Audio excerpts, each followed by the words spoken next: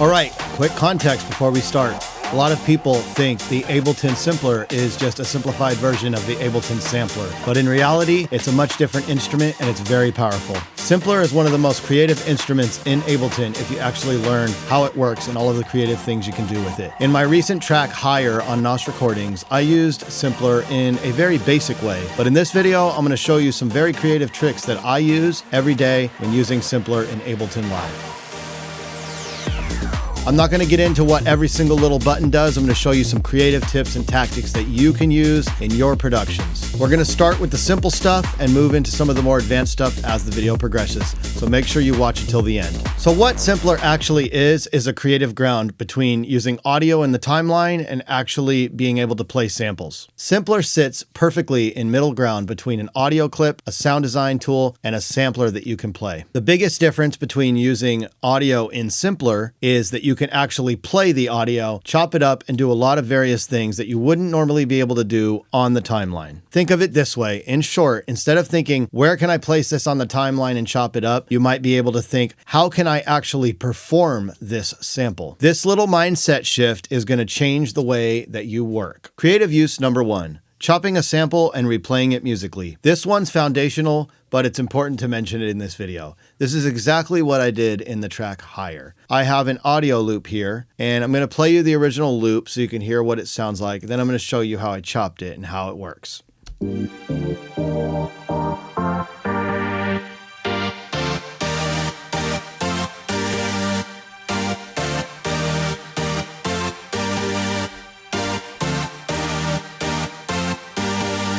Okay, so as you can see, that simple loop was something that I just found from a sample pack. I don't like to just take things from sample packs as is, especially long melodic loops, because you can get caught, especially in the world of Content ID nowadays, and I just don't like to sound like everyone else. But the track needed something, and this sample caught my attention, and what I was able to do was then turn it into this.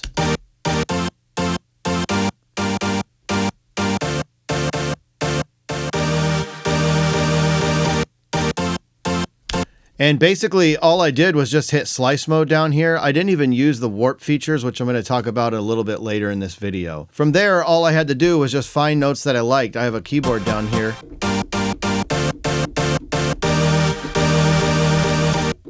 And you can see that I'm just hitting keys. The idea behind this is that you're replaying something intentional and you've just turned this sample into a playable instrument. Because it's simpler, I could also control these individual slices. I can change the transients, the sensitivity. I could get into the controls area, add LFOs, change the envelope times. There's lots of things you can do that you wouldn't normally have the ability to do if you're just working with audio and a timeline. Creative use number 2. Using warp inside Simpler as sound design, not just time correction. This is where Simpler gets a little bit more interesting. I've got a guitar lick here. I've also got the drums from Higher. So let me just play these two together so you can get the vibe.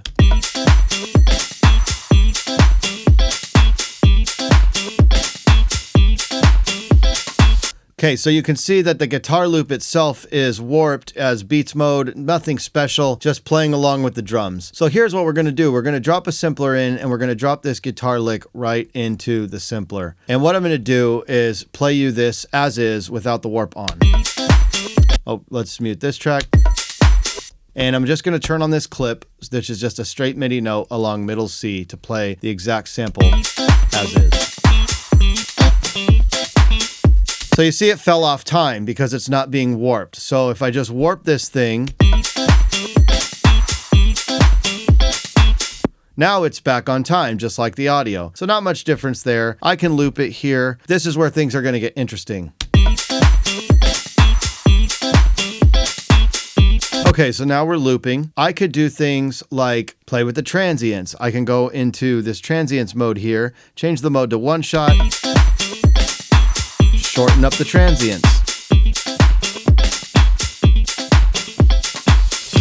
That's different. You can get this kind of stuttery effect. Now, you have different warping algorithms down here. So if I change this from beats mode and I can go into tones mode, it's going to actually change the groove of the guitar.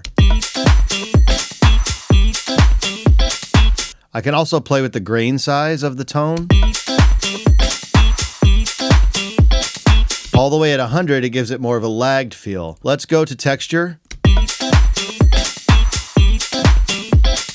I can lower the grain size and get it a little more grainy. That's not working very well with this sample, but it's all about experimentation. Let's go to repitch mode. So now it's playing it at a different speed than it was. If I go back to beats mode, so it kind of pitched it a little bit. Let's play with the stretching ability.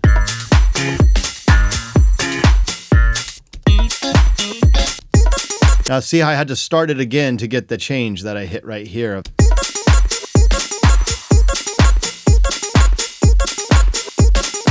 And that's pretty interesting. Sounds like chipmunk sounds.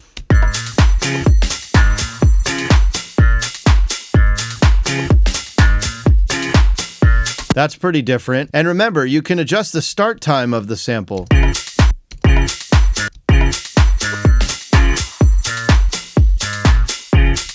What if I wanted the loop to go here? And you get the idea. Okay, now that we're done with repitch, let's go to complex. And you see it kept the timing. Now complex is the old version, so let's go to complex pro, and then you're going to see I have formants and envelope. Let's double this.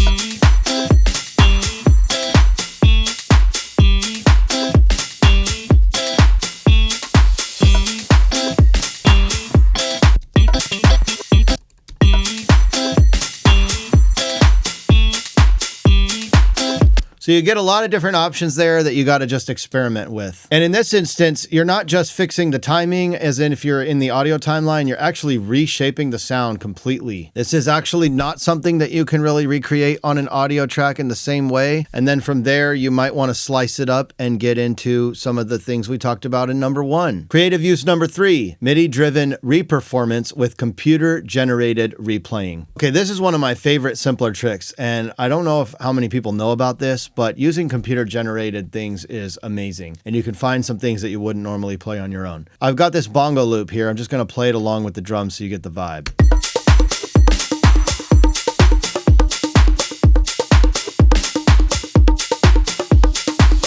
All right, it's cool. It's a little busy. A lot going on. It's a little loud too, but we're not worried about that right now. What we're going to do is we're going to use some sequencers. Now, I'm using 2 Max for Live devices to show you in the examples in this video. I'm going to be using one called AICD, which is down here, and I'm going to be using one called Sting 2. Sting was a very popular Max for Live device. They formally released it within Ableton. If you're a Max for Live user, head on over to the Max for Live community. You can use any sequencer though. So there's tons of them in the Max for Live community. If you have any other sequencers that aren't Ableton related in your DAW, feel free that you could replicate this in any DAW. So what we're going to do is we're going to start with the AICD. So I'm going to go ahead and turn this on. I'm going to take the bongo loop and I've hit slice here so that you see it's all sliced up. But what I'm going to do is I'm going to make sure this track is coming in. So it's receiving information from this sequencer, AICD. And now I'm going to play this track so you can hear what it sounds like. Now you might be wondering how that works. Well, I like to put it on its own MIDI track. The reason for that is I just like to keep it separated. You could put it just right before this, but if you froze this and bounced this to audio, this track, then you would lose the actual instrument. So I actually keep them separate, just something that I personally do. You could do it either way. Let me show you how this works. So just hit record on both of them. And we went from that busy loop to this very dope bongo loop. So I could literally just record the MIDI right in as just by hitting this record button, or I could just hit this clip button if I like that one. What it's going to do is it's going to start dropping clips over here. And that's going to allow me to save the MIDI. So I could play around. Okay, let's try another one. That's cool. I'll take that. That one's cool, but a little busy. I like that one. Take the velocity down. Changes up the vibe, the groove. That's kind of like a fill. So now I've got a couple ideas here, and I could just take this MIDI, paste it all in, and mix and match between these and create whatever I want. So maybe I want it to go from that to that to that, and then I want to have this fill right here, and I've got a new loop made out of that. Let's turn this off. Now you need to make sure that this is off, and then you just have this playing.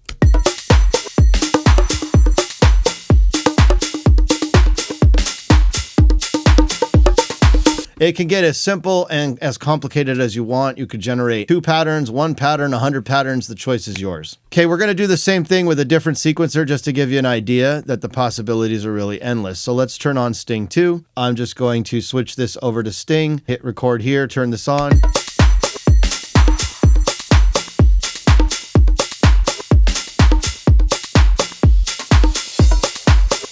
Going back to classic mode, you can see that the Sting is working.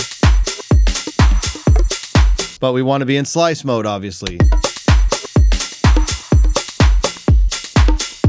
For this one, you're going to lose your MIDI if you generate a new one, and you're going to lose that pattern. So what I recommend doing is setting up like a loop and just start loop recording yourself.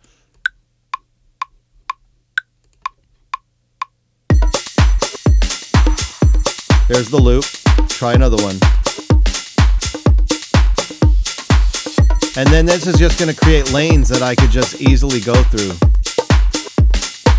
I could change the type here. Ooh, that's dope. Or the density. That's going to make it busier or less busy. The number of steps, the accents, etc. You can also change the key. So if you're working with melodic content with Sting, you want to make sure you're in the right key. So basically what you're doing with this stuff is you're letting the computer come up with a bunch of ideas for you. It's super fast, it's super fun, and you're usually going to find something better than what you would play yourself without a lot of time spent. This works for me insanely well for guitars, melodic loops, could work for vocals, percussion loops, you name it, just try it. Creative use number 4. Drum slicing, but with conversion tricks. So everyone knows how to slice drums. That's pretty basic, right? Yeah, I know. Let's load up a new simpler here. I've got this basic drum loop that I want to show you. Let's mute all this and turn these drums off. And we're going to play this loop.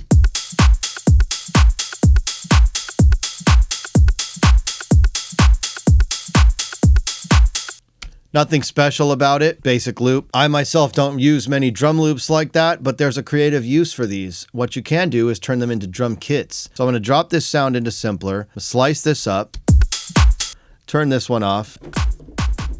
I'm just hitting the notes on my keys. You could play with the sensitivity if you want. Try to get a bit more of the sounds. This one has the percussion in it. If I go a little more sensitive,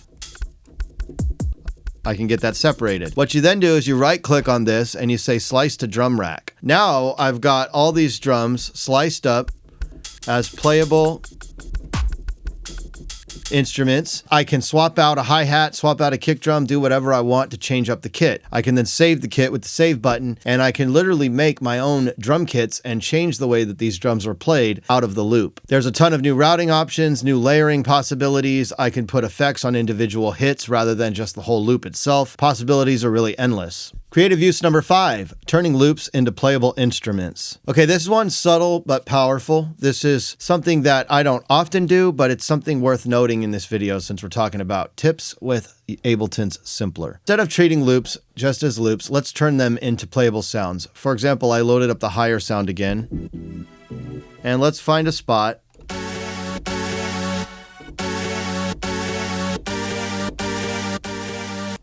Turn on the loop. Get real tight.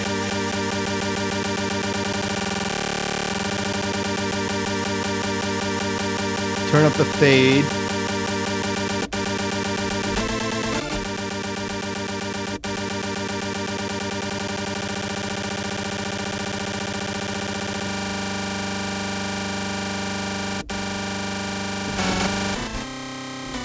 And you can see now I've got playable instrument. Now let's change the start point. Let's extend this.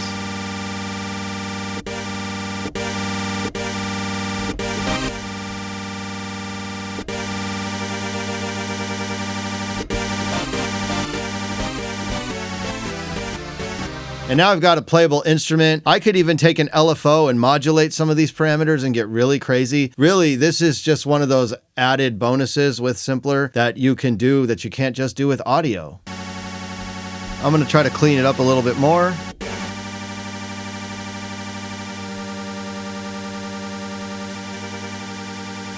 I really like that effect right there with this sound. Let's take this LFO and map it to the start.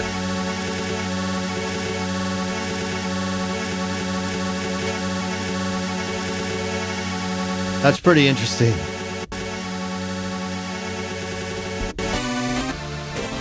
A little chaotic, a little wacky, but there's a cleaner sound that I've got. You can turn the filter down. Maybe I map that over to the frequency.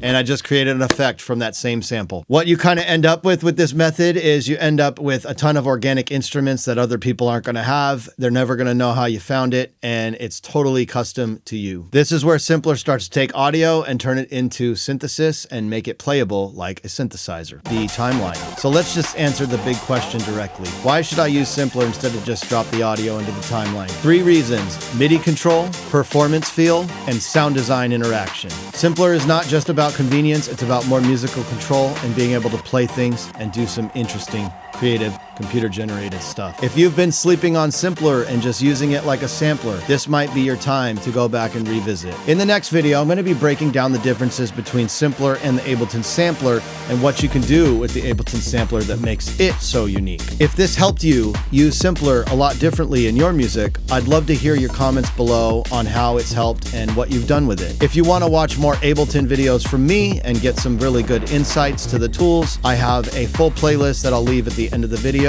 or down in the description. My name is Freddie from Distinct Mastering, and I hope you found this video helpful. If you did, please do all the typical YouTube stuff. And if you'd like to support me, I have a small basic package on YouTube and Patreon for just $1.99 a month that just helps support the channel so I can keep making these videos for you. That's it for now, and until the next video, next week on Ableton's Sampler, I'll catch you guys in the comments. Peace. Go, go.